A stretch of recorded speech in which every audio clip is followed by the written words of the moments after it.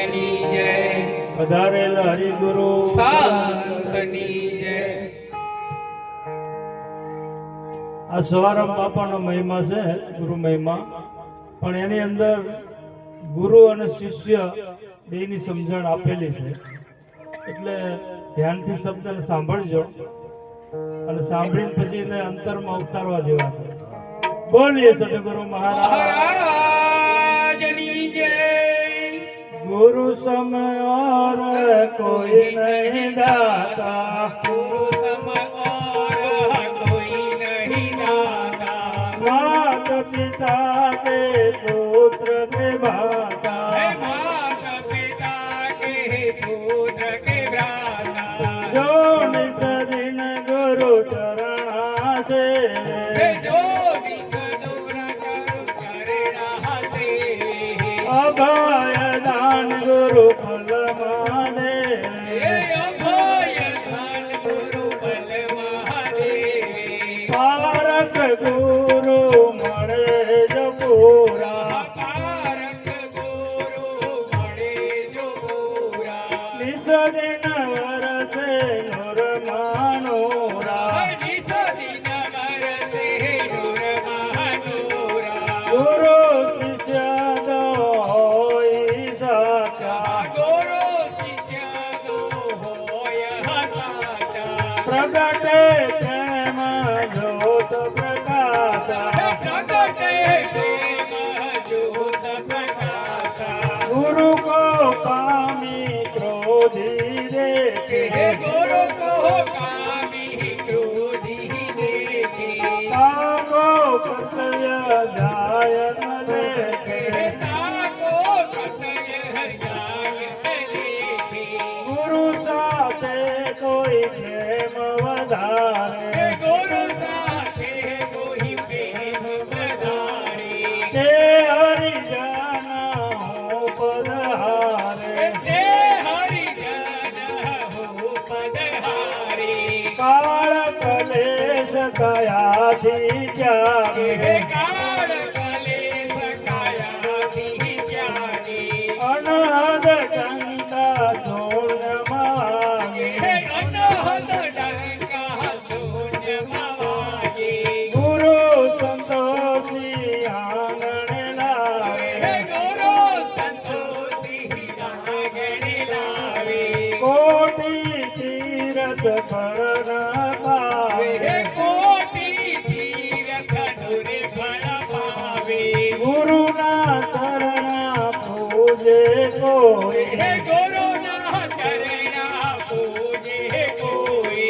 होने मारो मति जाय जोई, હે હું ને મારો મટી જાય જોઈ.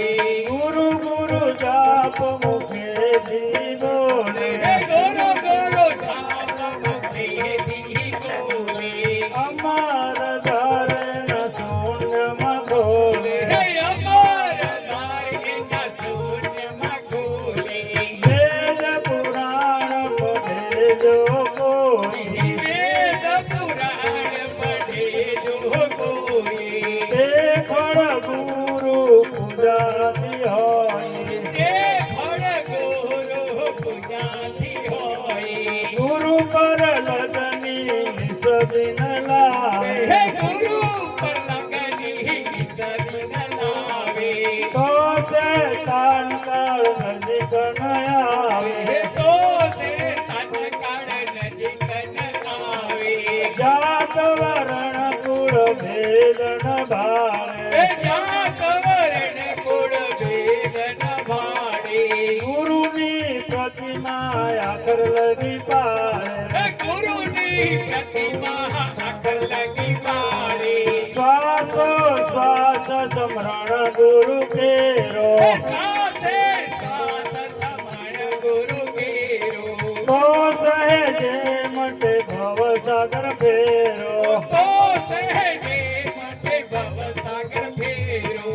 गुरु नुरे तो पृथ्वी कंपे, હે ગુરુ તુભે તો પૃથ્વી કાંપે. ते असुर जुग जुग नहीं जमपे, હે તે આસુર જુગ જુગ નહીં જંપે.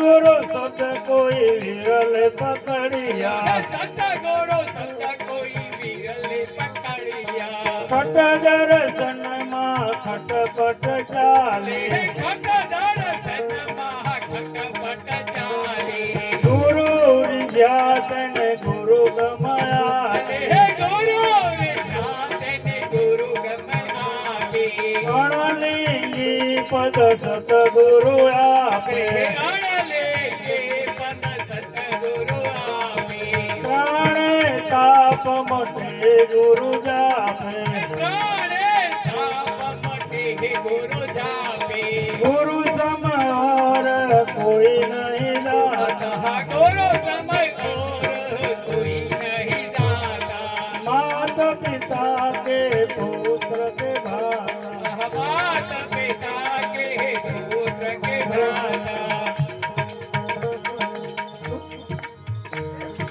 હવે સવારામ બાપાની જે આ ગુરુ મહિમા છે એમાં ગુરુ મહારાજ અને શિષ્ય વિશેનો આ મહિમા છે એટલે એને શું કીધું કે ગુરુ સમ ઓર કોઈ નહીં દાતા માત પિતા કે પુત્ર કે ભાતા આવું કેમ કીધું તો આપણે આના ઉપર વિચાર જરૂરી છે કે આ પરમાત્મા ગુરુ મહારાજ જે એવો છે કે આખા વિશ્વમાં એના જેવો કોઈ દાતા કે મહાન કોઈ છે નહીં એટલે એને કીધું કે ગુરુ સમ ઓર કોઈ નહીં દાતા માત પિતા કે પુત્ર કે ભાતા એટલે જે પરમાત્મા આખી સૃષ્ટિને ચલાવી રહ્યો છે અને આપણા શરીરને પણ ચલાવી રહ્યો છે એ ગુરુ મહારાજની વાત કરી છે સવારામ બાપાએ એટલે ગુરુ શિષ્ય કહેતો હોય સાચા તો પ્રગટે પ્રેમ જ્યોત પ્રકાશા ગુરુ અને શિષ્ય બંને સાચા હોવા જોઈએ તો પ્રગટે કે પ્રેમ જ્યોત પ્રકાશા પછી આગળ વાત કરી કે ગુરુ કો જો કામી ક્રોધી દેખે એનું કર્તવ્ય જાય અલેખે એટલે ગુરુને આપણે આવા વિચારથી કોઈ દિવસ વિચારાય નહીં એવો આ મહિમા કહે છે એટલે આ સવારામ બાપાનો જે મહિમા છે એની મારી પર રેણી બતાવી છે એ રેણીમાં આપણે રહેવું પડે અને એ પ્રમાણે જો આપણે ચાલીએ તો ખરેખર બેડો પાર છે એમાં કોઈ શંકાનું સ્થાન નથી ગુરુના બે પ્રકાર છે એક સગુણ બ્રહ્મ અને એક નિર્ગુણ બ્રહ્મ હવે સગુણ બ્રહ્મ છે જેની જોડેથી આપણે આ ઉપદેશ લઈ અને આ જ્ઞાનને આપણે જે સમજ્યા છે એ સગુણ બ્રહ્મ છે અને એની અંદર જે બોલી રહ્યો છે એ જ પાછો નિર્ગુણ બ્રહ્મ છે તો બહાર અને ભીતર એક જ નિરંતર એટલે કે એક જ છે બે છે નહીં હવે આ ગુરુ મહારાજની જેને જે ઓળખાણ થઈ જાય એનો બેડો પાર છે એવો આ ગુરુ મહિમા સવારામ બાપાનો છે એટલે આને ધ્યાનથી સમજી અને આપણે આચરણમાં મૂકવું એ આપણા માટે બધાને જરૂરી છે એટલે આપણને એક અવસર મળ્યો છે એટલે સંતોએ એને વાણીમાં કીધું સાખીમાં કીધું કે મોંઘો મનુષ્ય દે ફરી ફરીને નહીં મળે ભાઈ તું ભજી લે ને કીર્તાર લાખો ગયા અને તું પણ જવાનો હે મૂર્ખ કે મનમાં વિચાર એટલે મનોમન આ વાત વિચારવી જોઈએ આવા મહાન પુરુષો આપણને મળ્યા છે અને સત્ય સનાતન વાત જેમ છે એમ છે કે આત્માને ઓળખી લો તો આપણને શું વાત કરી છે કે તમે તમને ઓળખી લો કે હું કોણ છું આવું આપણને જો નક્કી દ્રઢ થઈ જાય તો પરમાત્મા તમારાથી ક્યાંય જુદો છે નહીં એ 100% સત્ય સનાતન વાત છે આપણે બહાર ગણતા ગોતવા જઈશું તો બહાર ક્યાંય મળશે નહીં ભીતર ખોજ કરો એટલે સવારામ બાપાએ વાણીમાં સત્સંગમાં આ બધી રીતે આપણને વાત કરી છે નિરાત મહારાજે કીધું છે કે નામ નગર નવખંડમાં નિરાત નિર્ગુણ દેશ અમર ફળ કે ત્યાં નીપજે મેઘ વર્ષે હંમેશ આવું આપણા જે નિરાત મહારાજ થઈ ગયા એમને આ વાત કરી શું કીધું કે નામનું એક આ નગર છે શરીર છે ને એક નામનું નગર છે આની અંદર અસંખ્ય નામ છે કે નહીં આંખ કાન મુખ દાઢી બરોબર માથું પગ આ બધું કપાળ આ બધા નામ જ છે ને જ્યાં જો ત્યાં નામ પણ એ નામની મલપા પાછા 9 નામ કીધા મેં એટલે શું કીધું કે નામ નગર નવખંડમાં નિરાત નિર્ગુણ દેશ એટલે એની મલપા 9 ખંડનું જે નામ છે એનો આ મહિમા છે તો એ 9 ઇન્દ્રિયો છે અને એના વડે તમે મન દ્વારા આ કાર્ય કરી રહ્યા છો. પણ એનાથી આગળ જે વાત કરી છે નિરાંત મહારાજે, એને આપણે ધ્યાનમાં લેવા જઈએ છીએ. તો અહીંયા આગળ શું કીધું કે કેવો દેશ છે, કેવો દેશ છે? નિર્ગુણ દેશ. તો આપણે જે આ દેશ છે ને એ ત્રિગુણનો દેશ છે, જે ત્રિવેણી સંગમ એને કહી છીએ, બરોબર, ત્રિકુટી કહી છીએ, નામ રૂપ ગુણથી આપણે એને ઓળખીએ છીએ, બરોબર. એને આપણે કહેવાનો મતલબ ત્રિગુણી માયા પણ કહી છીએ. તો એ માયાથી પરની આ વાત મહાન પુરુષોએ કીધી છે. તો એ નિર્ગુણ દેશ છે. એટલે નિરાંત મહારાજના અનુભવની આ વાત છે, સમજાય તો સમજી લેજો. એને શું કીધું કે નિરાંત નિર્ગુણ દેશ, કે નિરાંત મહારાજને નિરાંત ક્યાં જઈને થઈ? તો કે હું એવા એક દેશમાં ગયો કે જ્યાં કોઈ ગુણ હતો નહીં. એને આપણે ગુણાતીત કહી છીએ, બરોબર, એને ત્રિગુણથી પર કહી છીએ. એટલે સંતોએ વાણીમાં પણ કીધું છે કે નામ રૂપ ગુણથી પાર સદગુરુ સાહેબ છે, એ પદ નિશ્ચય થાય એનો બેડો પાર છે. તો નામ ગુણ અને રૂપ એનાથી પરની વાત કરી છે. તો આપણે આ વાતને જેમ જેમ સમજવી પડે. એટલે નિરાંત મહારાજે કીધું કે નિર્ગુણ દેશમાં નિરાંત થઈ. પછી આગળ વાત કરી કે અમર ફળતા નીપજે મેઘ વર્ષે હંમેશ. એટલે અમર ફળ એટલે આત્મા. તો આત્માની અનુભૂતિ ત્યાં આગળ તમે જાઓ ત્યારે તમને સાચી અનુભૂતિ થાય પોતાના સ્વસ્વરૂપ. એને આ આત્મજ્ઞાન કીધું છે. એટલે વાણીમાં નિરાંત મહારાજે, કબીર સાહેબે, નરસિંહ મહેતાએ, આ બધા મહાન પુરુષોએ કીધું કે આત્માને ઓળખ્યા વગર આ ભવનો ફેરો નહીં મટે. તો આપણે આપણને ધારો કે ઓળખી લીધા કે હું કોણ છું એવું નક્કી થઈ ગયું, તો એ કહેવાનો વિષય નથી. એને સમજણથી એના આચરણમાં મૂકવાની વાત છે. જ્યારે આપણે આત્માને ઓળખ્યો હોય તો એનાથી આગળ પછી બીજી વાત આવે. કઈ વાત આવે? આત્મભાવ. આત્મભાવ. તો આત્મા ક્યાં નથી? આખા વિશ્વમાં સચરાચરમાં આત્મા જ છે ને, કે બીજું કઈ છે? એટલે આપણને બધા સંતોએ શાખ પૂરી. ગીતાજીમાં કૃષ્ણ ભગવાને કીધું, જ્યારે અર્જુને પૂછ્યું હતું કે પ્રભુ તમે ક્યાં અને કેવી રીતે છો, તારે એને એમ કીધું કે હું ઘટઘટની મલ પર બિરાજેલો છું. તો કે જરાક વિસ્તારથી કહો. તો વિસ્તારથી એવું કીધું કે ગાયમાં, કૂતરામાં, ચાંડાળમાં, તારામાં ને મારામાં હું સર્વ જગ્યાએ વ્યાપક છું. તો એ આત્માની ઓળખાણ આપણને આવા મહાન પુરુષોએ કરાઈ. હવે એ આત્મભાવ પછી કેળવવો પડે કે ના કેળવવો પડે? બધાયમાં આપણો દ્રષ્ટિ તો એક હોય છે ને, આત્મભાવની. જ્યાં સુધી આત્મભાવની દ્રષ્ટિ નહીં કેળવાય ત્યાં સુધી હજી આપણે અહીંયાના અહીંયા જ ઉભા છે એવું નક્કી થાય. કેમ? કે આત્મા એક છે, અનેક નથી, બરોબર. તો એ આત્માને ઓળખ્યા પછી આત્મભાવ જો કેળવાય ત્યારે એક નક્કી થાય કે ના ભાઈ હવે વાત બરાબર છે. કેમ? એ નરસિંહ મહેતાએ એક વાણીમાં પાછું કીધું. તો એ આપણે ખ્યાલ કરવો જોઈએ ને કે આવા મહાન પુરુષો કહી ગયા કે આંખ મારી ઉઘડે ત્યાં સીતારામ દેખું, ધન્ય મારું જીવન કે કૃપા એની લેખું. શું કીધું એને? તો આંખ તો આપણે આ તો ઉઘાડી જોઈએ છે બધાની. કેમ પરમાત્મા દેખાતા નથી? જ્યાં જોયે ત્યાં આપણને નાચ ને જાત ને ઘાટ ને રૂપ ને નાનું ને મોટું ને આ બધું આપણને એ દ્રષ્ટિ સામે આવે છે. ત્યાં સુધી આપણે આત્માને ઓળખો નથી એવું નક્કી થાય. જો આત્માને ઓળખો હોય તો આપણને એક ત્રીજી આંખ આપી છે ગુરુ મહારાજે. એને દિવ્ય દ્રષ્ટિ કહેવાય, એને જ્ઞાન ચક્ષુ કહેવાય. અને એ આંખ આવા સંતોએ ખોલી દીધી છે. એને આપણે જ્ઞાન ચક્ષુ કહીએ છીએ. શું કહીએ છીએ? જ્ઞાન ચક્ષુ. તો એ આંખ આપણે ખોલી દીધી છે, પણ એ આંખથી આપણે જોઈ તો ને. અને નરસિંહ મહેતા તો એ આંખથી ઉપયોગ કરતા હતા. એટલે એને કીધું કે આંખ મારી ઉઘડે ત્યાં સીતારામ દેખું, ધન્ય મારું જીવન કે કૃપા એની લેખું. કોની? એના ગુરુ મહારાજ. એટલે એની ગુરુ મહારાજની એને કૃપા થઈ એટલે એને આત્મા ઓળખાણો. એટલે જ્યાં આમ આંખ ખોલે ને ત્યારે એને બધી જગ્યાએ એના ગુરુ મહારાજના દર્શન થતા હતા. કોઈ અલગ અલગ ઘાટના કે રૂપના કે નાચના જાતના થતા નહોતા. એવી આ મહાન પુરુષોની આ વાતના મહિમા છે.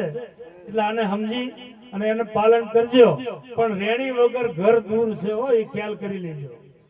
બધાય માટે રેણી જરૂરી છે, અમારા માટે છે અને તમારા માટે છે. રેણી વગર આ ઘર પહોંચાય એવું છે નહીં. એટલે આ સંતોની વાત ઉપર ધ્યાન આપી અને એના શબ્દનું પાલન કરી અને એ રીતે જીવન જીવવાની કોશિશ કરજો, તો 100% તમે તમારી મંજિલ સુધી પહોંચી જશો. બોલીએ સદગુરુ મહારાજની જય. ગોવિંદરાવ મહારાજને તાલીઓથી વધાવી દો.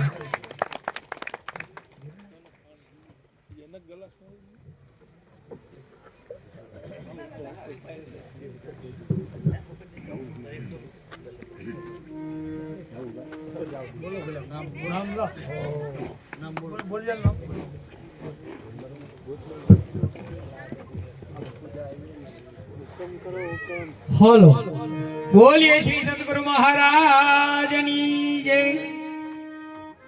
આજે આ પ્રસંગમાં જે ભેટ પૂજા આવી છે એના નામ બોલું છું. 500 રૂપિયા જમનીબા, 100 રૂપિયા પ્રભુભાઈ તખુભાઈ કુડલા, 100 રૂપિયા કનાભાઈ મેઘાભાઈ સમઢિયાળા, 100 રૂપિયા પ્રભુભાઈ ભીખાભાઈ સમઢિયાળા, 100 રૂપિયા વાલજીભાઈ વિકાભાઈ સમઢિયાળા, 200 રૂપિયા ઘનસાભાઈ સુખાભાઈ કુડલા, 100 રૂપિયા ગંગારામભાઈ ઠાકરભાઈ કુડલા, 100 રૂપિયા ગટુરભાઈ પથાભાઈ કુડલા. બોલીએ સદગુરુ મહારાજની જય.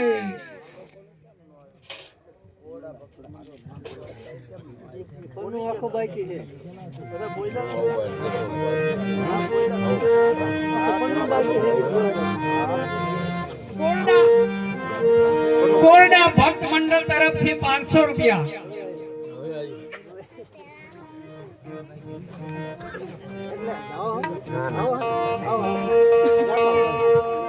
500 રૂપિયા ઘનશ્યામભાઈ પુનાભાઈ કુડલા, 200 રૂપિયા ભૂરાભાઈ સવજીભાઈ કુડલા, 200 રૂપિયા કાળુભાઈ રૂપાભાઈ કુડલા, 500 રૂપિયા સુમિતાબેન અને 100 રૂપિયા રામ ભરોસે. બોલો સદગુરુ મહારાજની જય.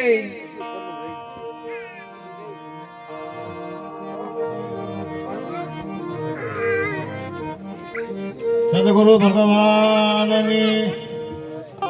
હવે બોટાદ નિવાસી શ્રી ધીરુરામ મહારાજ એ આપણને સત્સંગનો લાભ આપશે.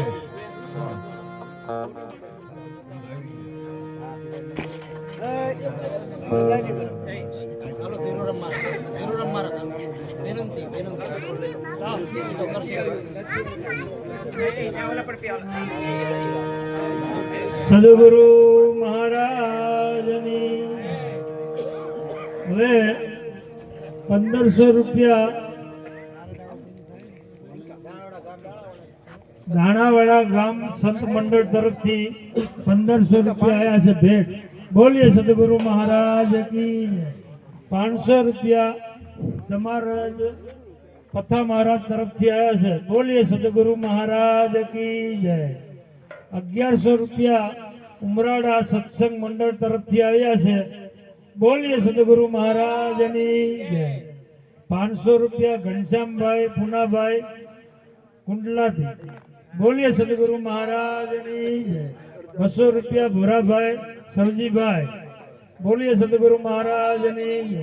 200 રૂપિયા કાળુભાઈ રૂપાભાઈ. બોલીએ સદગુરુ મહારાજની જય. 500 રૂપિયા સુમિતાબેન મોરબી.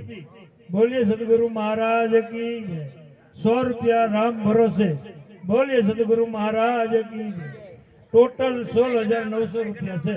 બોલીએ સદગુરુ મહારાજ જય.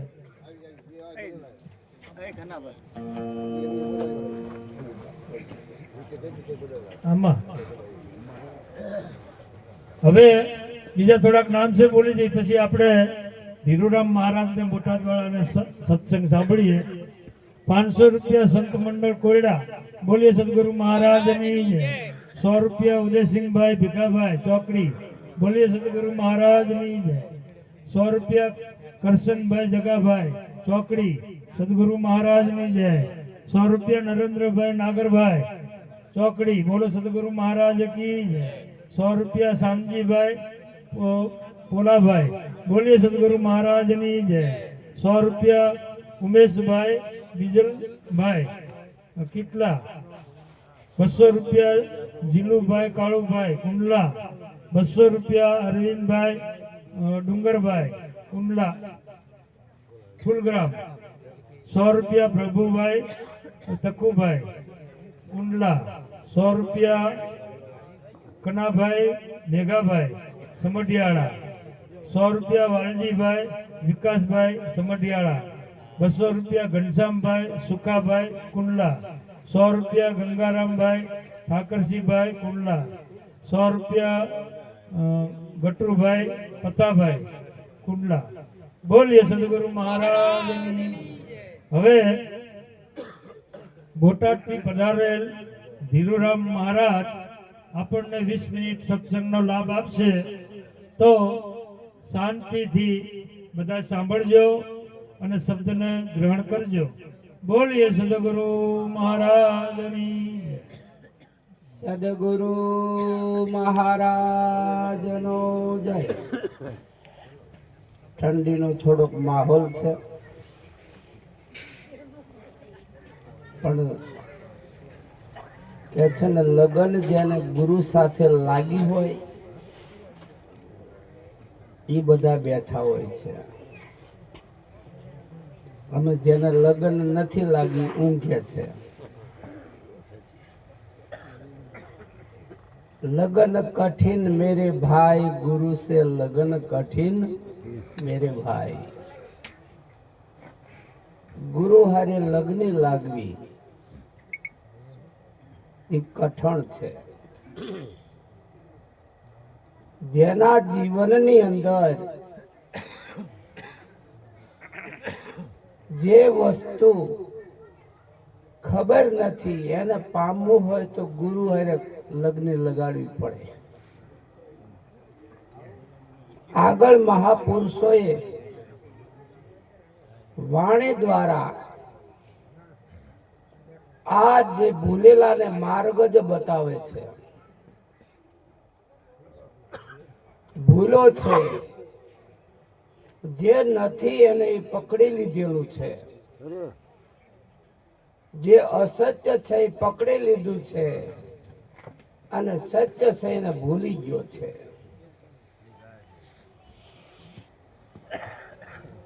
સંતો બધી પ્રકારે સત્સંગ ભજન કરે છે. મહાપુરુષો એક વિચારો કે યુક્તિ જ્યારે કરી ત્યારે દેહને બાદ કર્યો અને તત્વ નક્કી કરાવી દીધું. દેહી તું નહીં એમ કીધું, દેહી તું નહીં. કૃષ્ણએ અર્જુનને એ જ કીધું કે દેહ એક ક્ષેત્ર છે અને એક ક્ષેત્રજ્ઞ છે. ક્ષેત્ર અને ક્ષેત્રજ્ઞ શરીરને જાણે છે એ ક્ષેત્રજ્ઞ છે. આપણે હવે વિચારવાનું આપણે શું છીએ. આપણે વિચારવાનું આપણે શરીરને જાણતા હોય તો આપણે પણ ક્ષેત્રજ્ઞ છીએ.